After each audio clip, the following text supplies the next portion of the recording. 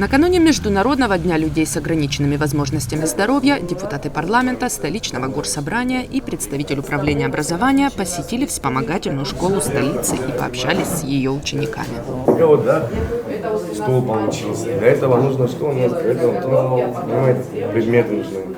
Да. Что бы ты хотел иметь, чтобы ты мог что-то сделать. Потом скажешь, Основная задача школы для особенных детей – это их социализация. К сожалению, в Абхазии пока недостаточно развита культура безбарьерной среды. Мало тротуаров со съездами, пандусов, специальных туалетов. Из-за этого люди с ОВЗ редко посещают общественные места, не интегрированы в жизнь общества. Совместный проект вспомогательной школы и Абаза ТВ «Прогулка», реализованный при поддержке депутатов парламента и правительства Абхазии, это серия роликов, в которых выпускники вспомогательной школы проводят время с известными людьми – спортсменами, политиками, общественными деятелями и рассказывают о своей жизни, о трудностях и мечтах. Многие из моей школы, из моих одноклассников не могут самостоятельно передвигаться.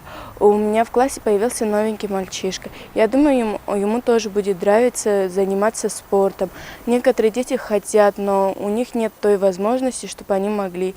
Нету такой площадки, нет такой школы, где могут их научить. Я думаю, что если мы поверим в них, и наши учителя, наши президенты, родители, если поверят в них, они смогут преодолеть свой страх, и они смогут заниматься тем, чем им нравится. В ходе съемок проекта случились счастливые знакомства с положительным продолжением. Так, Роман Ильинов во время прогулки с депутатами парламента Астамуром Герхеля и Каном Кварча рассказал о том, что в его доме не работает лифт. Мама спускает и поднимает сына по лестнице на руках. Семья живет на 9-м этаже. Не могу спускаться, пешком идти, просто поломанный лифт. Рома, а дом какой? Картозия 7. Рома, послушай меня. В первую очередь, на самом деле, что мы сейчас сделаем, мы обратимся к мэру Исламу Федоровичу. В такой ситуации он поддержит нас, и как минимум мы обратимся, мы сделаем этот лифт обязательно. Мы сделаем так, чтобы ты мог подниматься и спускаться на лифт. Мы все возможное и невозможное тоже, Рома, сделаем. Вопрос финансирования нового лифта уже решен. Работы начнутся в ближайшее время. А когда закончатся, жизнь семьи Ильиновых станет чуть легче. А всего-то и нужно, что немного внимания и сочувствия. Интересные дети, очень позитивно настроены, очень хорошо поставлены их спектакли, игры. Смех их – это необычный, необыкновенный смех. Если они смеются, это настолько искренне, что сегодня, как говорится, в нашей жизни это редкость, а у них это все искренне. И сегодня наш разговор с ним на самом деле тоже был искренний. Я, насколько мог, постарался, тоже был с ним искренне. Выслушали его пожелания, его стремления, его мечту, с которой он с нами поделился, с моими коллегами.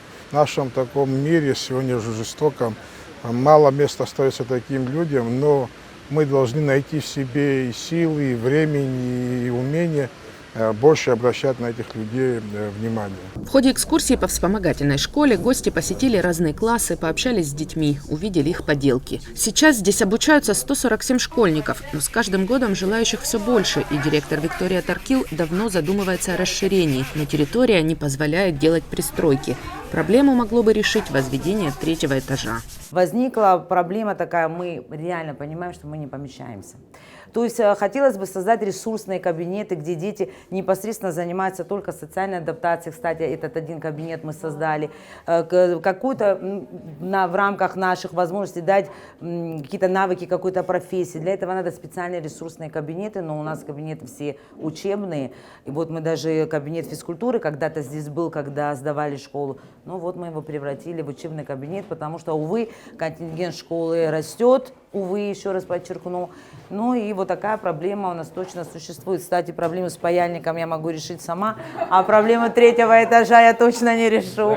Нужно следующее, как сделать для начала, первое, собрать комитет, пригласить вас, и он там непосредственно будет разговаривать. И оттуда уже пошагово, я думаю, нам легче всем вместе будет. Да, вот поставим задачу, карту, выложим дорожную карту, и вот будем знать, 3-й этаж, паяльник, отношения, Новый год. Об уровне развития и безопасности в обществе обществе можно судить по тому, насколько защищены права наиболее уязвимых групп, в том числе детей с ограниченными возможностями здоровья. Такие простые и привычные здоровым людям вещи, как прогулка на свежем воздухе, посиделки в кафе с друзьями или купание в море, зачастую недоступны особенным детям. Создать необходимые условия для их полноценной жизни в обществе на самом деле несложно. Нужно только уделить этому немного времени и внимания.